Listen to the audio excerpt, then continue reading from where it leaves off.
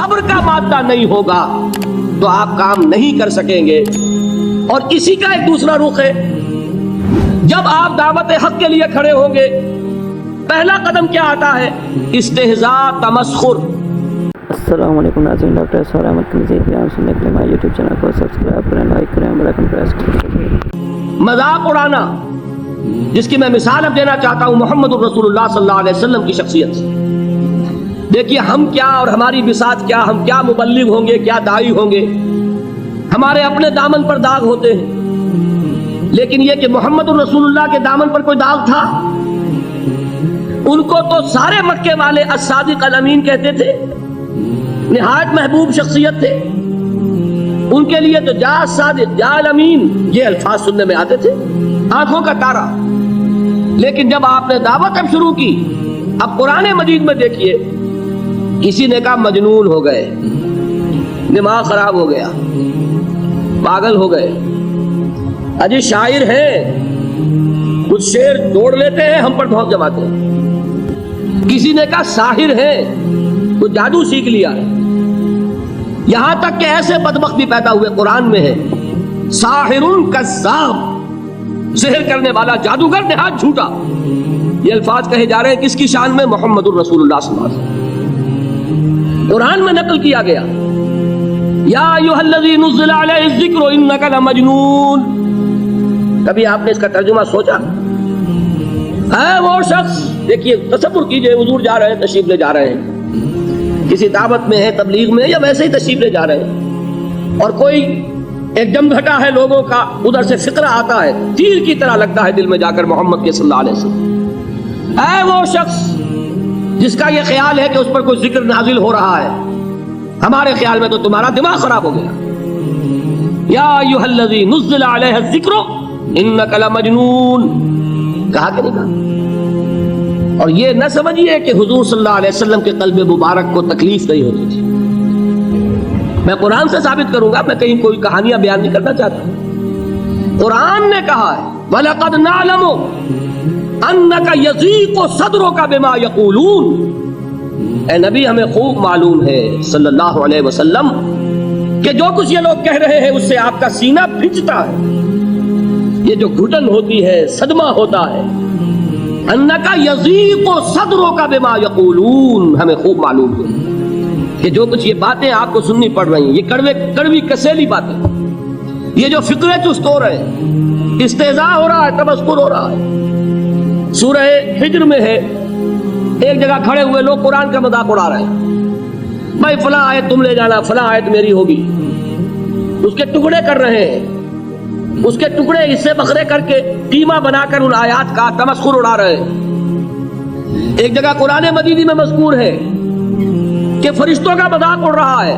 بھائی یہ دیکھو محمد نے کہا ہے صلی اللہ علیہ وسلم کہ جہنم پر تو کل 19 فرشتے ہیں، علیہا 19 قرآن میں آیت نازل ہوئی. ایک پہلوان کہتا بھائی 10 کو تو میں سنبھال لوں گا، باقی 9 کا تم انتظار کر لو. یہ باتیں آ رہی ہیں حضور کے کانوں میں. کلام الہی کے ساتھ کیا سلوک ہو رہا ہے، مجھ پر کیا فکرے چست کیے جا رہے ہیں، مجھ پر جس طریقے سے استہزاء اور تمسخر کا رویہ اختیار کیا گیا ہے، دل بھج رہا ہے، دل میں صدمہ ہے. دیکھیے سورہ نون ہے، اور میرے نزدیک یہ دوسری وحی ہے جو حضور پر نازل ہوئی ہے، اس کی ابتدائی آیات. نون والقلم وما یسطرون ما انت بنعمت ربک بمجنون وان لک لاجرا غیر ممنون وَإِنَّكَ لَعَلَىٰ خُلُقٍ عَظِيمٍ فَسَتُبْصِرُ وَيُبْصِرُونَ بِأَيِّكُمُ الْمَفْتُونُ إِنَّ رَبَّكَ هُوَ يَعْلَمُ بِمَنْ ضَلَّ عَنْ سَبِيلِهِ وَهُوَ أَعْلَمُ بِالْمُهْتَدِينَ. نون، قسم ہے قلم کی اور جو کچھ یہ لکھتے ہیں. اے نبی آپ اپنے رب کی نعمت سے مجنون نہیں ہیں. یہ کیوں کہا جا رہا ہے؟ حضور کو جو صدمہ پہنچا ہے وہی نازل ہوئی ہے دل جوئی کے لیے، تسلی کے لیے. آپ کیوں برا منا رہے ہیں؟ اے نبی آپ کیوں صدمہ اور رنج اور اندوہ محسوس کر رہے ہیں؟ ان بدبختوں کے کہنے سے کوئی آپ مجنون ہو جائیں گے؟ مانتا بنعمت ربک بمجنون وَإِنَّ لَكَ لَأَجْرًا غَيْرَ مَمْنُونَ. آپ کو جو یہ صبر کرنا پڑ رہا ہے، آپ کو جو یہ جھیلنا پڑ رہا ہے، اس کی وجہ سے آپ کو وہ اجر ملے گا جس کا سلسلہ کبھی منقطع نہیں ہوگا. وَإِنَّكَ لَعَلَىٰ خُلُقٍ عَظِيمٍ. اور اے نبی آپ تو خلق عظیم کے حامل ہیں. آپ کا اخلاق، آپ کا کردار، آپ کی سیرت، آپ کی شخصیت میں طہارت، نفاست، پاکیزگی، آج تک دنیا نے کوئی پاگل، کوئی مجنون ایسا بھی دیکھا؟ یہ ساری باتیں اللہ تعالیٰ حضور کی دلجوئی کے لیے فرما رہے ہیں. اس سے آپ اندازہ کیجئے کہ کتنا صدمہ ہوتا ہوگا. یہی ہے، اس ساری چیز کو جمع کیجئے تو یہ چیز کیا ہے؟ وَاصْبِرْ عَلَى مَا يَقُولُونَ وَاهْجُرْهُمْ هَجْرًا جَمِيلًا. صبر کرو اے نبی، صبر کرو اے محمد صلی اللہ علیہ وسلم، جھیلو اور برداشت کرو اس پر جو یہ کہہ رہے ہیں. اچھی طرح نوٹ کیجئے یہ بات، ذرا سیرت ہی کا سمجھ لیجئے، آج ایک بیان ہو جائے گا. یوں سمجھیے جب حضور نے یہ کہا کہ مجھ پر وحی نازل ہوئی، فرشتے سے ملاقات ہوئی، تو اب وہ چہمے گوئیاں شروع ہو گئی. معلوم ہوتا دماغ خراب ہو گیا. دیکھیے ہم نہیں کہتے تھے یہ جا کے غار حرا میں بیٹھتے ہیں، کئی کے دن رہتے ہیں، بھوکے رہتے ہیں، وہ خشکی چڑھ گئی نا. آخر یہ جس طرح کی باتیں دنیا میں آج ہوتی ہیں اسی طریقہ کی باتیں ہوتی ہیں. عتبہ ابن ربیعہ ایک مرتبہ آتا ہے، کیونکہ قریش کے بڑے لوگوں میں سے تھا، تو قریب آ کر بڑی اپنائیت کے ساتھ، بڑی شفقت کے ساتھ، بڑے بزرگانہ انداز میں کہتا ہے بھتیجے، حضور سے، بھتیجے اگر واقعی کسی بدروح کا سایہ ہو گیا ہے تم پر، وہ آسیب آ گیا ہے تو مجھے بتا دو. میرے بہت سے عاملوں سے تعلقات ہیں، میں کسی کو بلا کر یہ تمہاری بدروح دور کر دوں گا. اب آپ سوچئے کیا بیتی ہوگی حضور کے دل پر. یہ وہ کیفیات ہیں، اور یہ نوٹ کر لیجئے 4 برس تک یہی شکل رہی. مخالفت اسی نوع سے ہوئی ہے جس کو کہتے ہیں فزیکل پرسیکیوشن، جسمانی تشدد. وہ پہلے 4 سال نہیں ہوا. اس کی وجہ کیا ہے کہ در حقیقت جب بھی کبھی کوئی ایسی دعوت اٹھتی ہے، اب مجھے اجازت دیجئے میں ایک لفظ انقلاب یہاں استعمال کر لوں، انقلابی دعوت. کل میں نے کہا تھا نا، ایک ہوتی ہے خالص مذہبی تبلیغ، ایک ہوتی ہے انقلابی تبلیغ. مذہبی تبلیغ کی سب سے بڑی مثال عیسائیت کی تبلیغ ہے، اور انقلابی تبلیغ کی سب سے بڑی مثال اشتراکی تبلیغ. میں باہر سے مثالیں دے رہا ہوں، اندر سے نہیں دینا چاہتا. آگے یہ کہ یہ قدر گفتیں، باقی فکر کن. آگے انسان اپنی عقل سے کام لے، سوچے، غور و فکر کرے. تو یہ انقلابی تبلیغ تھی محمد الرسول اللہ صلی اللہ علیہ وسلم. اور انقلابی تبلیغ کے اندر یہ بات جان لیجئے کہ پہلا رد عمل جو ہوتا ہے معاشرے کا وہ یہ ہوتا ہے کہ کوئی ایسی بات گھبرانے کی نہیں ہے. ایک آدمی کا دماغ خراب ہو گیا ہے اور کچھ سر پھرے قسم کے چند نوجوان اس کے ساتھ ہیں، ایسی کیا بات ہے گھبرانے کی؟ مشت خاک ہے، بس ان کو چٹکیوں میں اڑاؤ. جو چٹکیوں میں اڑانا کہلاتا ہے نا، اسی کو قرآن مجید میں ایک اور جگہ کہا گیا ہے، یریدون لیطفئوا نور اللہ بافواہہم. یہ چاہتے ہیں کہ اللہ کے نور کو اپنے منہ سے بجھا دیں، پھونکے مار کے ہی بس. تو پہلا رد عمل جو ہوتا ہے ایک نظام کا، ایک کسی انقلابی دعوت کے خلاف، وہ رد عمل ہوتا ہے استہزاء، تمسخر، مذاق کرو. ان کو، جس کو آپ انگریزی میں کہتے ہیں ڈی مورلائز کر دو. ان کی ہمتیں جو ہے وہ ٹوٹ جائیں. ان کو اس طریقے سے، اسی کا نام ہے آج کل کی اصطلاح میں کیریکٹر اسیسینیشن.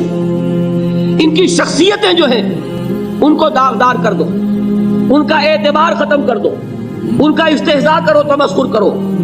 اور یہ میں آپ سے عرض کر رہا ہوں اس وقت ایک گونا فخر کے ساتھ اور اللہ تعالیٰ کا شکر ادا کرتے ہوئے کہ میں نے جو کام بھی کیا ہے اس وقت پاکستان میں، آپ نے اخبارات میں دیکھا ہوگا، بڑا دقیانوسی مولوی ہے.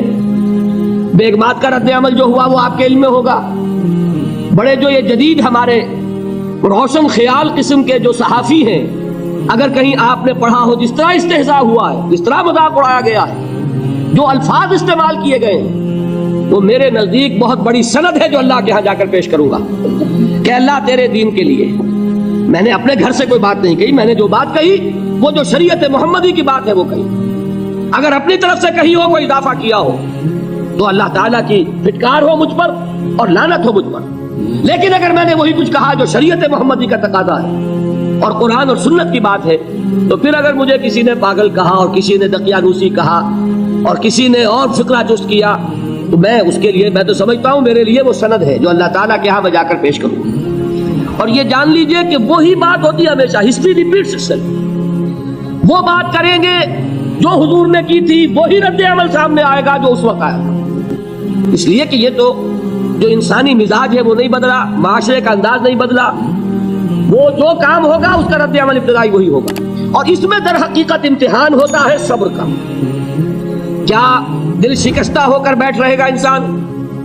ہمت جواب دے جائے گی، کمر ٹوٹ جائے گی، قوت ارادی اور عزیمت جو ہے مزمحل ہو جائے گی، پھوکوں سے چراغ بجھ جائے گا.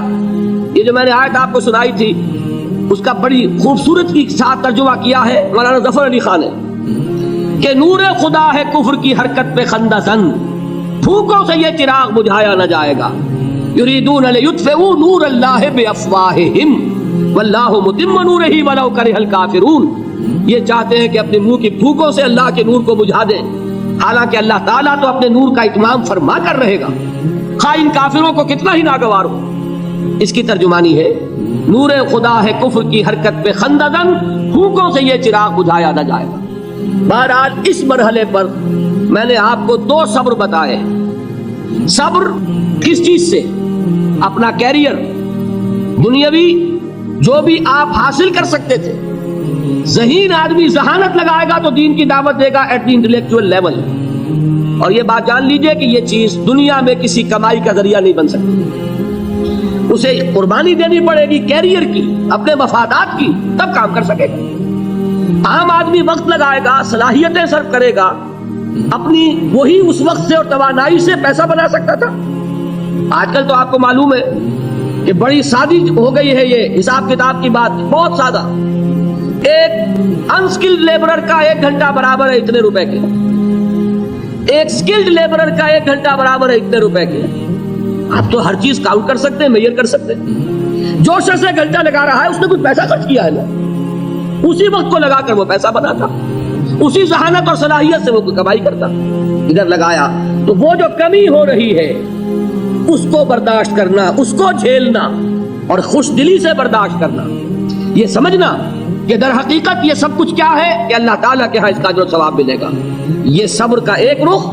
اور استہزاء ہو، تمسخر ہو، مذاق اڑے، فکرے چست ہو، دقیانوسی کہا جائے، ریئیکشنری کہا جائے، یہ بڑے ریئیکشنری ہیں، یہ بڑے پچھلے زمانے کے لوگ ہیں، اگلے وقتوں کے ہیں یہ لوگ، انہیں کچھ نہ کہو. جو کہا جائے سنو. وَاصْبِرْ عَلَى مَا يَقُولُونَ وَاهْجُرْهُمْ حَجْرًا جَمِيلًا. اور صبر کیجئے محمد صلی اللہ علیہ وسلم. دیکھیے کوئی پہلو ایسا نہیں ہے جس میں ہمیں ہدایت قرآن مجید سے اور سیرت محمد صلی اللہ علیہ وسلم سے مل نہ جائے. اگر اللہ تعالیٰ مقام دعوت پر فائز ہونے کی توفیق عطا فرما دے تو جو مرحلے پیش آئیں گے وہ آپ کو نظر آ جائیں گے سیرت محمدی میں صلی اللہ علیہ وسلم. اور اس وقت حضور سے جو کہا گیا اس سے آپ کے دل پر بھی، اس کے زخمی جو آپ کا دل ہے، آپ کے احساسات ہیں، اس پر مرہم رکھا جائے گا. وَلَقَدْ نَعْلَمُ أَنَّكَ يَضِيقُ صَدْرُكَ بِمَا يَقُولُونَ. ہمیں خوب معلوم ہے کہ جو کچھ آج تمہیں سننا پڑ رہا ہے اس سے تمہارا سینہ بھجتا ہے، تمہیں رنج اور صدمہ ہوتا ہے. لیکن وَاصْبِرْ عَلَى مَا يَقُولُونَ، جو کچھ یہ کہہ رہے ہیں اس پر صبر کیجئے، اس کو جھیلیے اور برداشت کیجئے. وَمَنْ يَتَّقِ اللَّهَ يَجْعَلْ لَهُ مَخْرَجًا. جو شخص اللہ کا تقوی اختیار کرے گا اللہ اس کے لیے راستہ پیدا کر دے گا. جہاں بالکل نظر نہیں آئے گا کہ کوئی راستہ، اللہ راستہ پیدا کر دے. بالکل نظر نہیں آ رہا تھا موسیٰ کے ساتھیوں کو جب کیسے بچیں گے، پیچھے لشکر آگے، آگے سمندر ہے، اللہ نے راستہ پیدا کیا. خود حضرت ابوبکر کا جو حال ہو گیا تھا کہ حضور اگر انہوں نے ذرا بھی دیکھ لیا نیچے اپنے قدموں کی طرف نگاہ ڈالی تو ہم نظر آ جائیں گے. آپ نے فرمایا لا تحزن ان اللہ معنا، راستہ نکالتا اللہ. پھر حضور گئے طائف، لیکن وہاں سے خالی ہاتھ آئے. مدینے میں اللہ نے خود ہی کھڑکی کھول دی، 6 آدمی ایمان لے آئے. آپ گئے نہیں اور وہاں انقلاب بھی آ گیا. عظیم. اس اعتبار سے اللہ مخرج پیدا کرتا ہے. تم صحیح طریقے پر چلتے رہو، تقوی اختیار کرو، صحیح راستے پر جد و جہد کرو. یہ کام اللہ پر چھوڑو. کب اسے منظور ہے اس کا کامیاب ہونا؟ جب ہوگا وہ راستہ ایسا کھول دے گا کہ تمہیں گمان بھی نہیں ہوگا. وَيَرْزُقْهُ مِنْ حَيْثُ لَا يَحْتَسِبُ، اور اسے رزق دے گا وہاں سے جہاں سے اسے گمان بھی نہیں ہوگا. اقامت دین کی جد و جہد ہو، غلبہ دین کی جد و جہد ہو، اپنے آپ کو اپنے صلاتی و نسکی و محیایا و مماتی اس کا فیصلہ کرنا ہو تو سب سے بڑی رکاوٹ آتی کھائیں گے کیا؟ تو اللہ تو کہتا ہے راضی میں ہوں. ہے ایمان اور یقین اس پر، کر کے دیکھو تو صحیح، اس پر اعتماد تو کرو.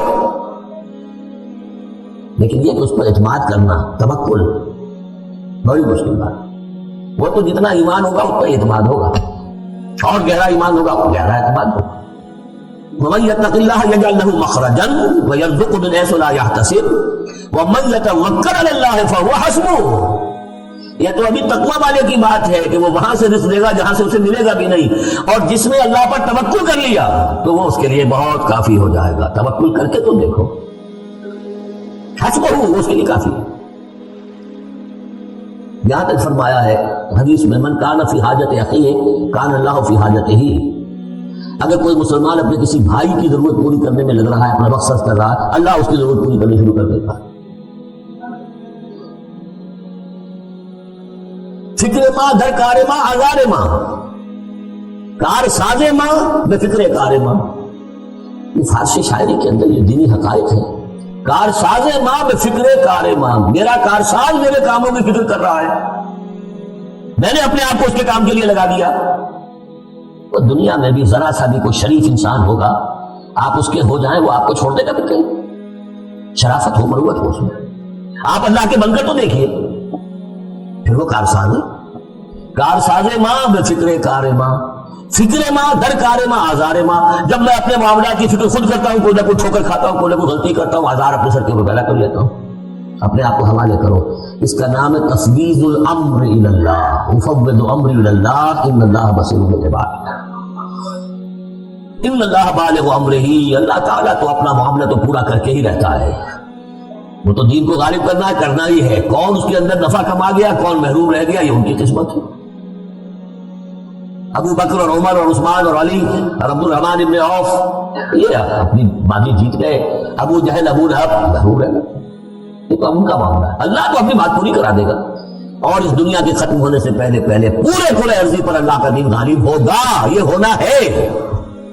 دیکھنا یہ ہے کہ تم اس بہتی گنگا میں کو ہاتھ دھونے کو تیار ہو یا نہیں، یا تم محرومین کی فہرست میں اپنے آپ کو لانا چاہتے. بس اپنا تن بندھن لگا دو.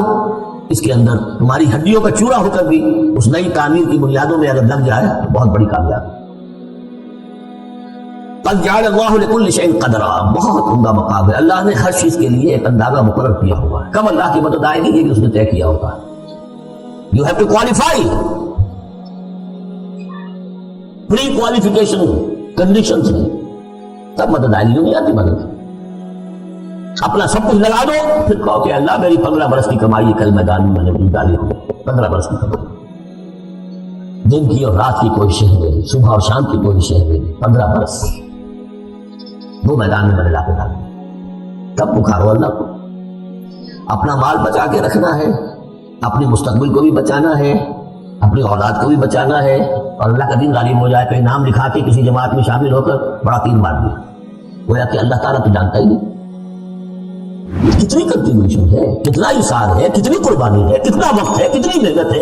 اللہ جانتا ہے. باقی اس نے ہر چیز کا ایک اندازہ مقرر کیا ہوا ہے.